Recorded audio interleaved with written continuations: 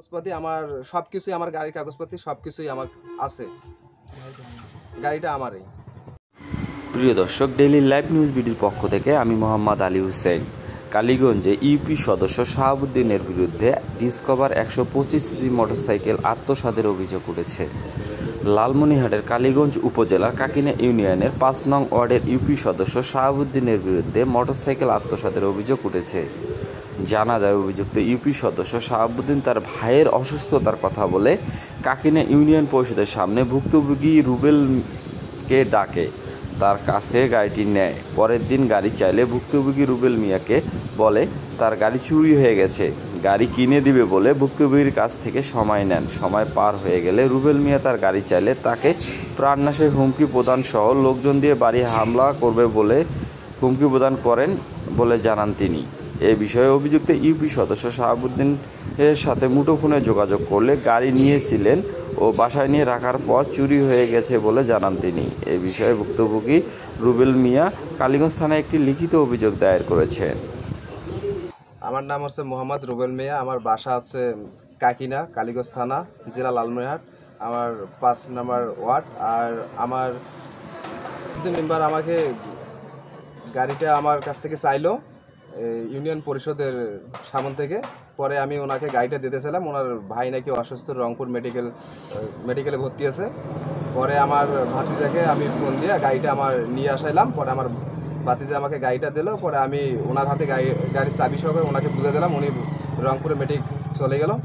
তারপর উনি রাত 12:30 আমার এখানে দেখা করছে কাকিনাহাটে, আমার গাড়ি দিবে বলে। পরে আমার গাড়ি না দিয়ে পরে উনি বাসায় চলে যায়। বাসায় যাওয়ার পর ওনার বাসার গেটের মধ্যে উনি আমার গাড়িটা সহ ওনার গাড়িটা যেটা আছে ওই গাড়িটা রাখার পর উনি সকালবেলা আমাকে ওনার ছেলের দ্বারা আমাকে পাঠাই দিয়েছে আমার ডাকার জন্য। পরে আমি গেলাম, যে আমাকে বলতেছে আমার গাড়িটা রাখি, তোর গাড়িটা কে যেন চুরি করে নিয়ে গেছে। পরে আমি ওনার কাছ থেকে গাড়ি চাই, পরে উনি আমাকে আর গাড়ি দিতে চাচ্ছে না। আমি তো প্ল্যান আমি বুঝতে পারিনি যে উনি আমার গাড়িটা এইভাবে উনি আত্মসাৎ করবে। কারণ এখানে একটা বিষয় বুঝতেছি না যে ওনার গাড়ি আছে, আমার নতুন গাড়িটা নাই। আর আমার গাড়ির সব কিছু কাগজপাতি আছে। আর বিষয় আরেকটা কথা হচ্ছে যে উনি গাড়ি পরে বলে যে আমি দেবো, তোমার গাড়ি দেবো, এই কথা বলে দীর্ঘদিন আমাকে ওয়েট করাচ্ছে।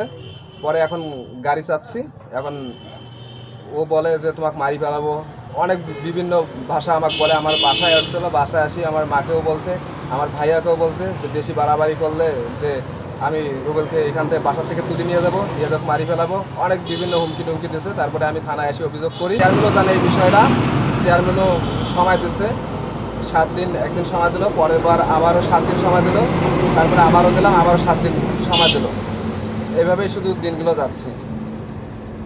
রুবেল আমার আঙ্কেল হয়, ওর গাড়িটা আমার কাছে ছিল, আমি বাসায় গেছিলাম।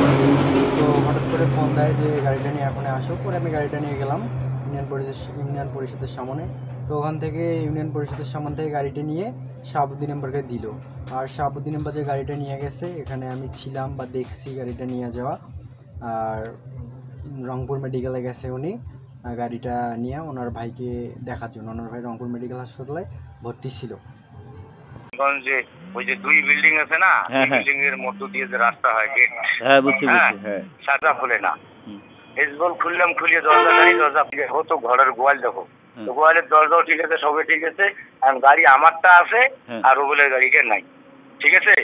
ওই গাড়িটা চুরি গেল। আচ্ছা,